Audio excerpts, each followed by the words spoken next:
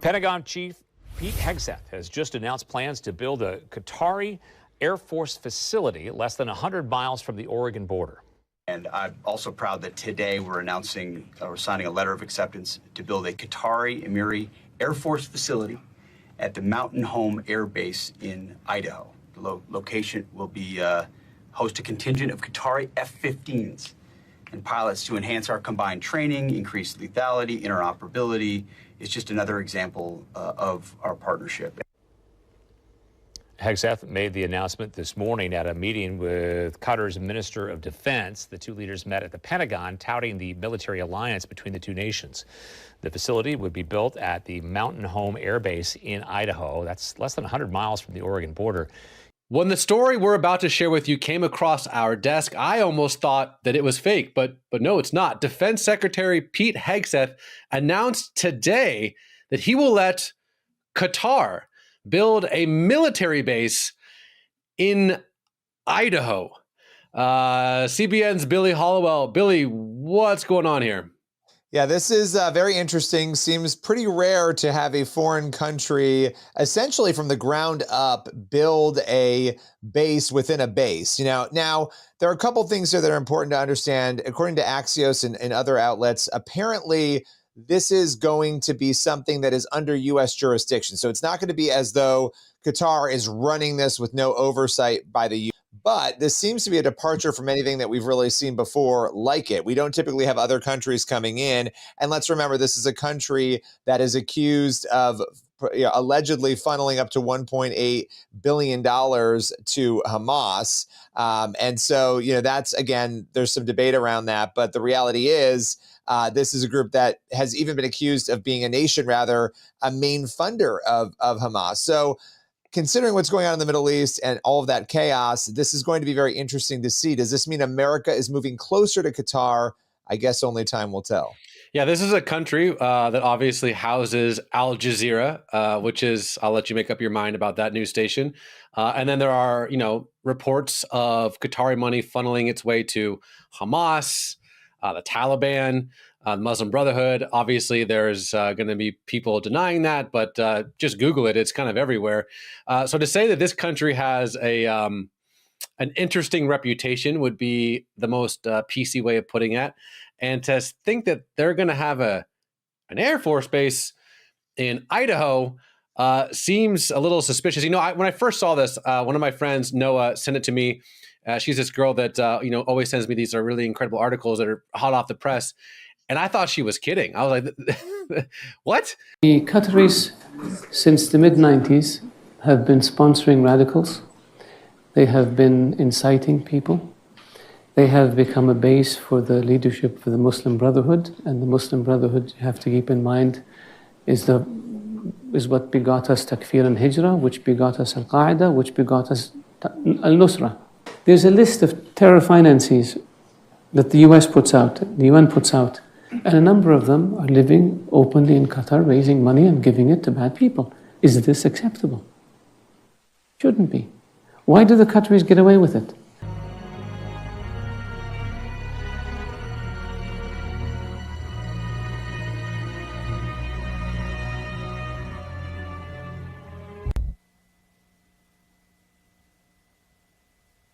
It has recently been revealed that Qatar served as a sanctuary to the mastermind of the 9/11 attacks. His name, Khalid Sheikh Mohammed, a Pakistani who grew up in Kuwait. The revelation was reported in a New York Daily News article by Richard Clark, a former national coordinator for security and counterterrorism in both the Clinton and Bush administrations.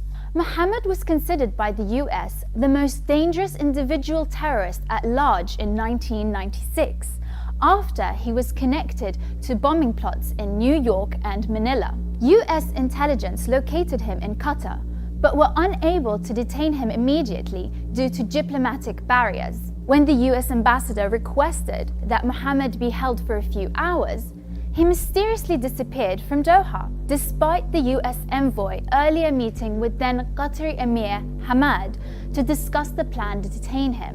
Mohammed went on to organize the 9/11 attacks, the Bali bombing in Indonesia, and other attacks. Clark asks the question, had Qataris handed him over as requested in 1996, would the world be a different place? Well, what the complaint alleges is that the Qatar Islamic Bank provided financial services to terrorist network organizations in a variety of ways, particularly two, Ahad al-Sham and the al-Nusra Front, which were the two that held me captive.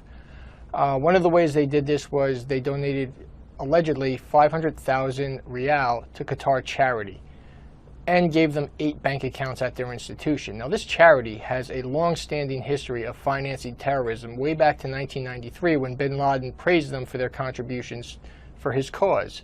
This charity also, during the Syrian war, was a strong and public supporter of the Syrian Islamic Front. Now, that was a band of 5 rebel factions fighting together, the most prominent being Ahad al-Sham, and their commander at the time was Abu Khalid al-Suri, who was very widely known as al-Qaeda's key representative in Syria, sent personally by Ayman al-Zawahiri.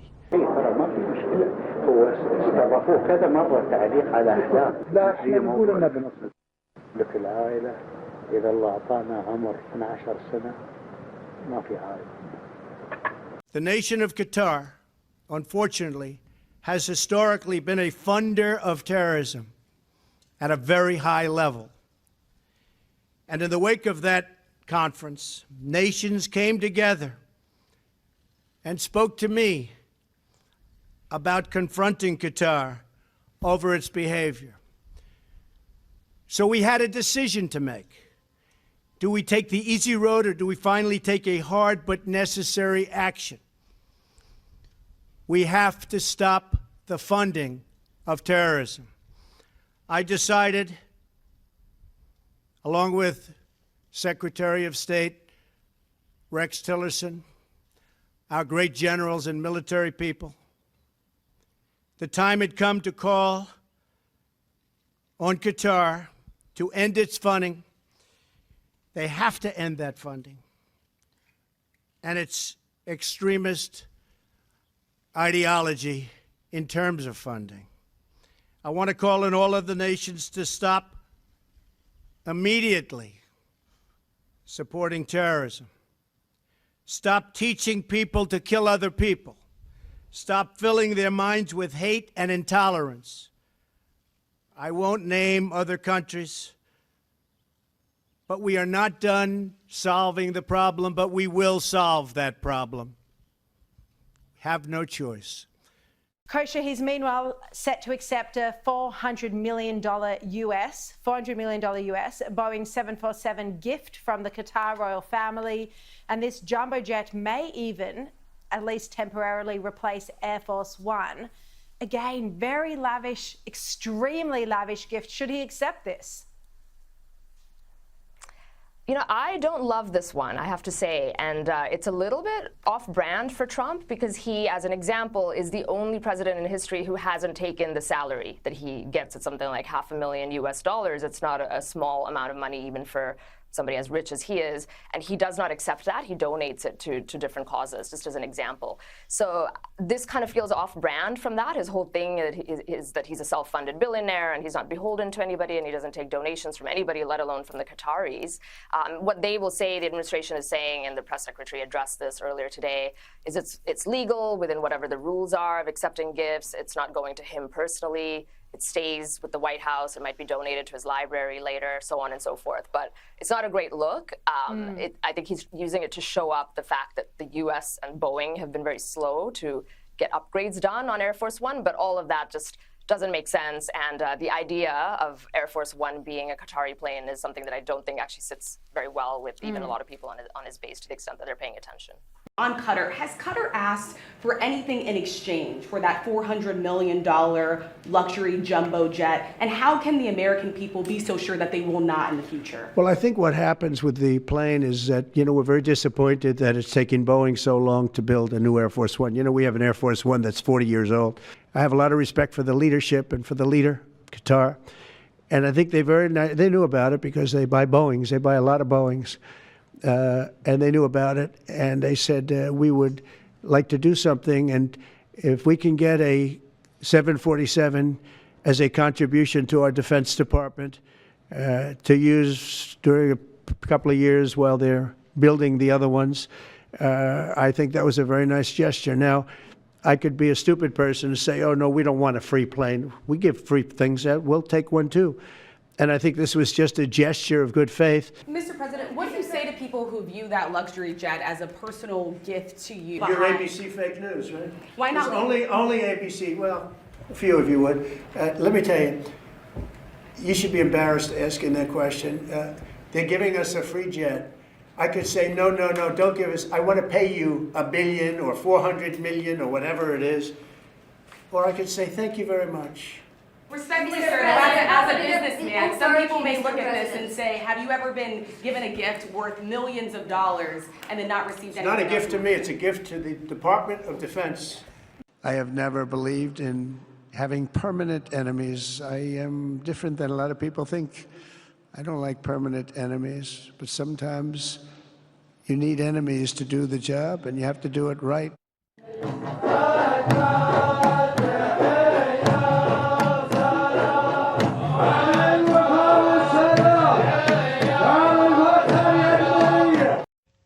Well, thank you very much. And this has been a very interesting couple of hours. We discussed the world. We discussed Russia and Ukraine, where you've been a tremendous help, and other things, but in particular trade. The trade is the, Kelly's telling me from Boeing, that's the largest order of jets in the history of Boeing. That's pretty good. And that's 140, was that a 140 or 160? Well, yeah, but you're right. It's actually 200, including the 40, so it's over $200 billion. But 160 in terms of the jets. That's fantastic. So that's a record, Kelly. And congratulations to Boeing. Get those planes out there. Get them out there.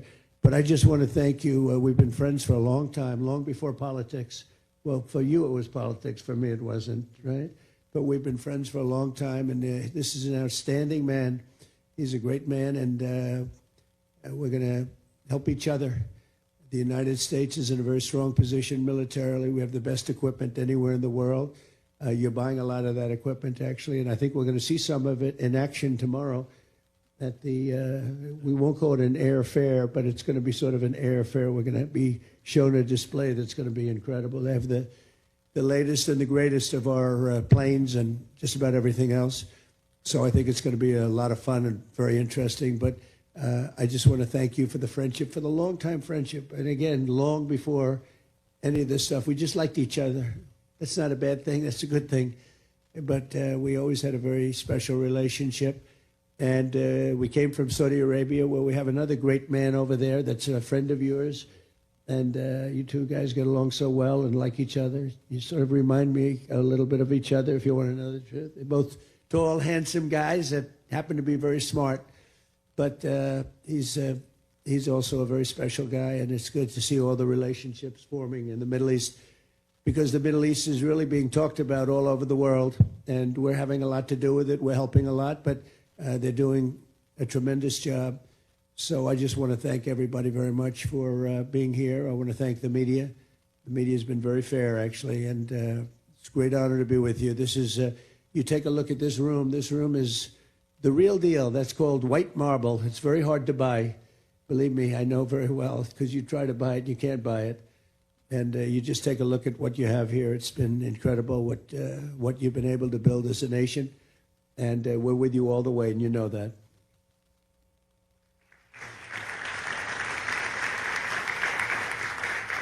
Do you think Islam is at war with the West? I think Islam hates us. There's something there that there's a tremendous hatred there. There's a tremendous hatred. We have to get to the bottom of it. There is an unbelievable hatred of us. In Islam itself? You're going to have to figure that out, okay? You'll get another Pulitzer, right? But you're going to have to figure that out. But there is a tremendous hatred, and we have to be very vigilant. We have to be very careful, and we can't allow people coming into this country who have this hatred of the United States. I guess the question is, and of people that are not Muslim. I guess the question is there a war between the West and radical Islam, or is there a war between the West and Islam It's itself? radical, but it's very hard to define. It's very hard to separate because you don't know who's who. The Trump civil war is real, it's heating up, and it's honestly worse than I could have imagined, because after Marjorie Taylor Greene jumped ship, I expect that was going to be the only domino to fall. But no, Donald Trump's closest advisor and maybe partner, which I'm saying maybe because I don't want to get sued for defamation here, Laura Loomer, is now going public with Donald Trump's worst nightmare. You've likely been paying attention to one of the biggest corruptions in the White House. This is the transfer of this luxury jet from the country of Qatar to Donald Trump. He's planning on taking this jet with him to use privately for him and his family after he's president. I mean, that's absolutely outrageous.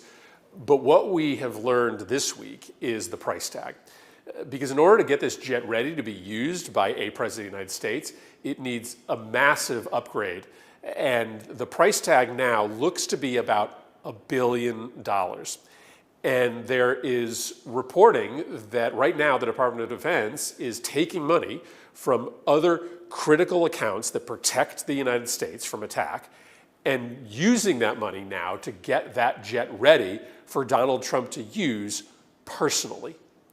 $1 billion of your money is being used to give Donald Trump and his family a private, personal luxury jet. That's unacceptable. Democrats and Republicans should stop that from happening right now, because it's never happened before in the history of the country. No president of the United States has taken Air Force One with him when he left office. And to add insult to injury, we're now talking about $1 billion of your taxpayer money going to fund this project.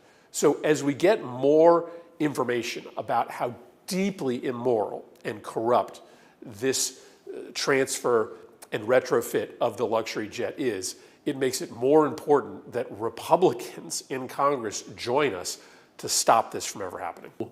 What in the world, what is the thought, what is the thought process behind this, besides the fact that the Qataris gave Donald Trump a jet? Like, that is the only thing that could possibly explain this move. There is no safety, there is no strategic, I guess, ideas being presented of why this is important. Sure as hell, Pete Hegseth is fucking off the GNTs. He's not going to explain why this is a good move, and I'm sure all the generals are laughing behind his back. But no, this is full, blatant corruption. That is all it is. Donald Trump says, if you give me a jet, if you cut me a big check via my crypto scam, whatever you want, it's here for the taking. Donald Trump is literally giving up land in the United States in exchange for a jet. That's how much he's selling you out. Are you serious right now? That is what we are seeing. And I know we can see it because we've seen it all along, but clearly now it's too much for Laura Loomer. She just went public over the news Donald Trump doesn't want to hear, and boy, it's not good. Trump's biggest ally turns on him over shocking move. Far-right influencer and informal Trump advisor Laura Loomer fired intense, damning criticism of the Trump administration for gifting Qatar an Air Force base in Idaho Friday afternoon.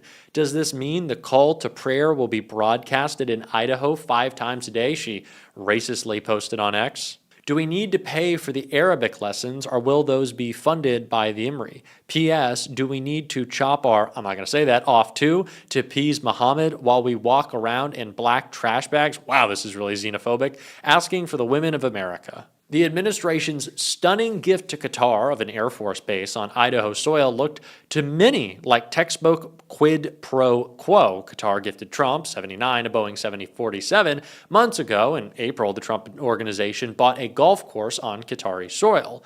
While most onlookers have slammed the air-based gift on corruption grounds, Loomer, 32, expressed anger that Trump had gifted American land to funders of Islamic terrorism. If the GOP continues to Islamify our country, Jesus, and continues to allow funders of Islamic terrorism from Qatar to come into our country when they have a documented history of funding Islamic terrorism, I am not voting in 2026 and won't be able to encourage others to do so either. Qatar has indeed given billions of dollars worth of financial support to Hamas, according to many reports in 2017. During his first term, Trump said Qatar funds Islamic terrorism, though apparently his view of the country has improved. Loomer's break marks a second MAGA darling to have taken an outspoken stance against Trump and Republicans in recent days because, of course, outspoken Republican Marjorie Taylor Greene has similarly broken with Republicans in recent weeks over the government shutdown and the release of the Epstein files. If Laura Loomer can see it and is calling it out, Democrats, blast this message nonstop. Donald Trump is selling America out for golf courses and jets. Is there more elitist shit than that?